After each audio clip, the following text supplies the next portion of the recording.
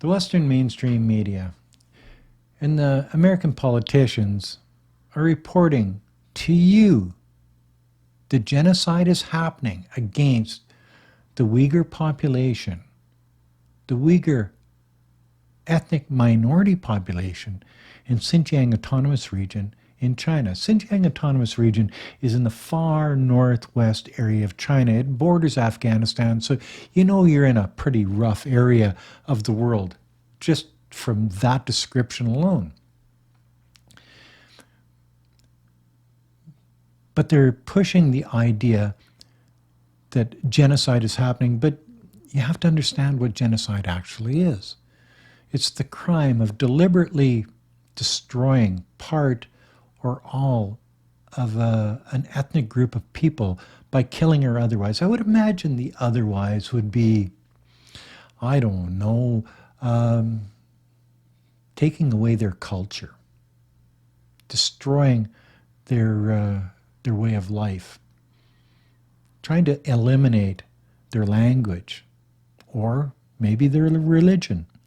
Because the Uyghur people are Muslim, and this is different from most Chinese.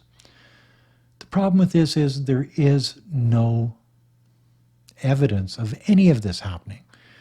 When you look at the mainstream media in the West, they're always telling you, well, this has been alleged.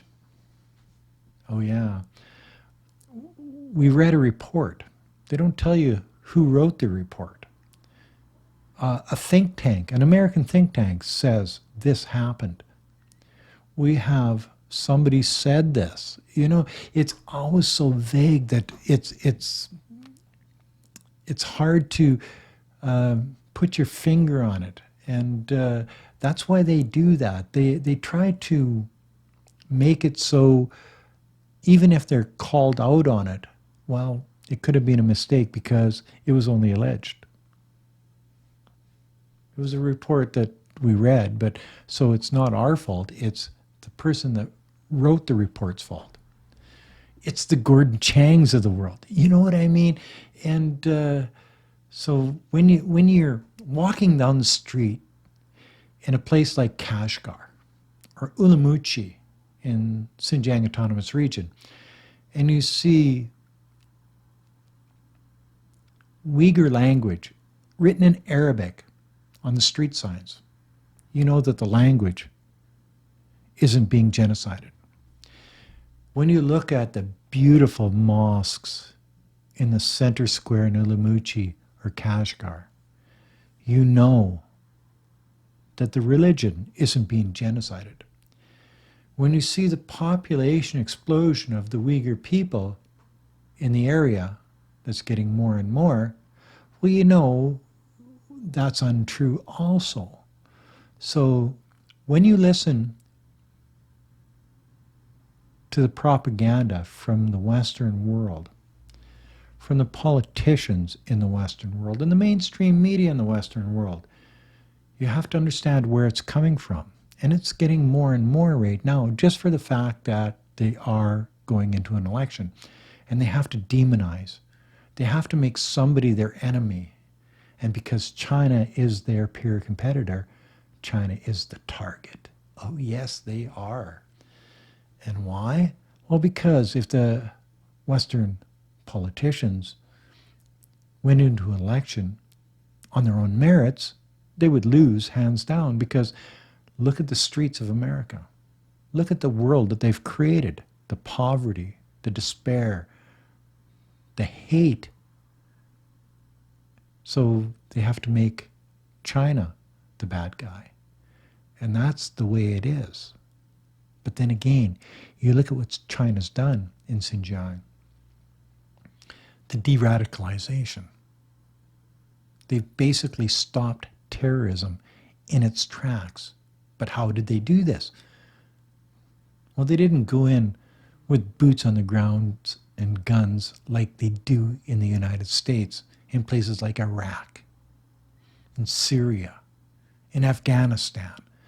What they did is they went in with money, built educational institutions, and educated the population. They built roads. They built high-speed trains. They brought water from the mountains into the desert to turn desert into farmland so that people had a better life. The people that were educated had trades that they could supply their family with a home, with food, with a better life. What a concept. Why didn't the Americans think of this? Why didn't the Europeans think of this? See, since 2017, there hasn't been one terrorist attack in all of China. Before that, there were many. What's changed?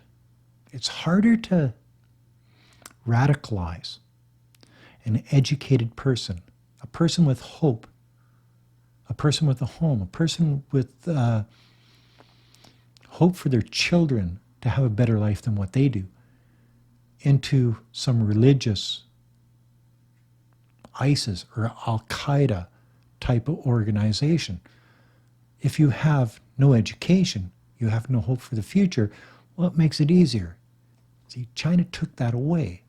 Now, this is what Europe could learn from China. Take a page out of the Chinese playbook and understand that if you educate your people, if you make their lives better, if you build roads, infrastructure, make it so if they build something, they can get it to market,